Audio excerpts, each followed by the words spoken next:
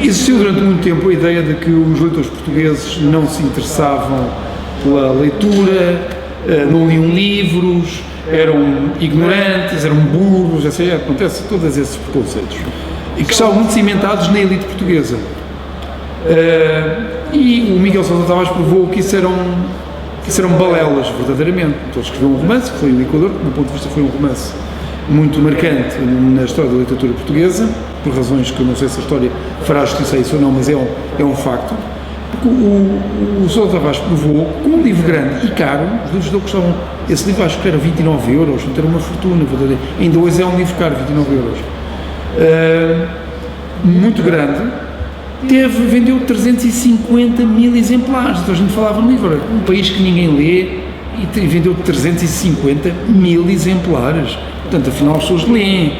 O que se estava a verificar é que as pessoas não liam, eram estuchas. Quer dizer, e o que eu comecei a perceber é que, de facto, as pessoas leem, mas têm que ler coisas que gostem. Se lê um livro que elas não achem interessante, ou seja pelo tema, ou seja pela forma como o livro é escrito, então, obviamente que elas não vão ler. E, portanto, isso conduz-nos ao problema da literatura portuguesa, que estava muito anquilosada numa ideia que é muito cimentada nas universidades e num certo discurso mediático, que é, se tu escreveres de uma maneira que as pessoas entendam e de uma maneira que as pessoas gostem, isto é, se escreveres para as pessoas, se fores democrático na escrita, isso é mau. Isso é má literatura. O que é bom é livros que as pessoas não consigam ler, o que não entendam o que lá está. Esses é que são bons livros. Ora, esta ideia é uma ideia que não faz nenhum sentido. A Isabel Allende chegou-me a dizer o Nouveau Roman, que isto é uma ideia que vem, obviamente, de França, não é? Do Nouveau Roman, que é a história não é importante, o que o livro diz não é importante, o que é importante é o exercício da linguagem, essa conversa toda, que é relevante, aliás, é um caminho da literatura, só que a literatura não se reduz a isso.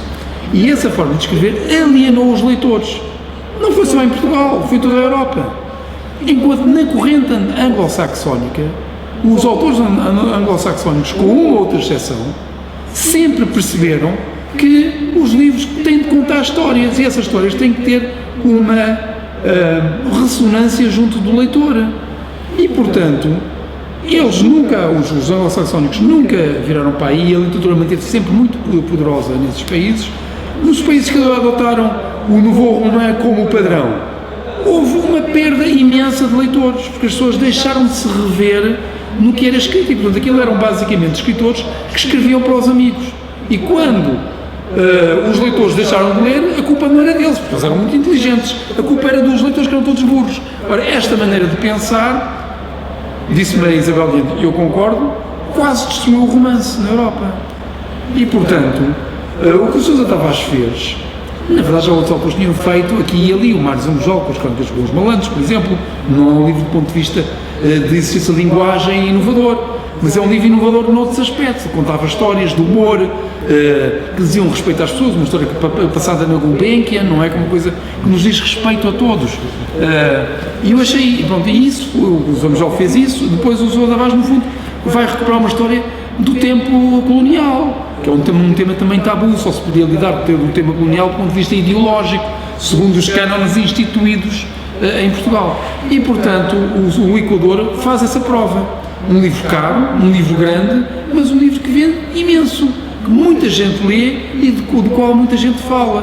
Portanto, os leitores estavam lá. Era preciso saber escrever para as pessoas, não é? E democratizar a literatura.